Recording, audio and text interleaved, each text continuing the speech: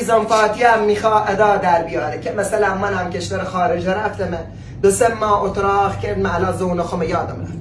عزیز دلم زمانی که من دنیا اومدم مادرم ری پامینا لالایی میکرد داسید بابا میگه لاغا لاغا لاغا لاغا لاغایی مغالایت کو اینجوری فرانسه بیسیم لاغایی میخوان عزیزم امنکا والا جوز دیگه پلنزنی چی بگی؟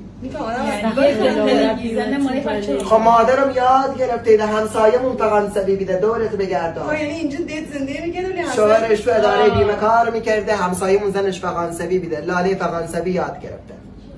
خدای خود صبر ما بده. ما قرار به هم بریم درست. ولی بیاندش جون اقو سقام جقا هوا میکنی؟ جفخ زیغ باغ خاموش کن دورت بگردم. خونه خار مادرتم دورت بگم. ها غلی ماییه خاموشش کن. سید نغاره بفرمه داشتی میگم زون جدیده؟ جعفر گفتم میگو بلکم تعطیلات امسالم رفتیم فرانسه نباید یاد بگیریم لهجه‌شونه. می چه بگم غیر میارن اولش غیر میارن آخرش همین.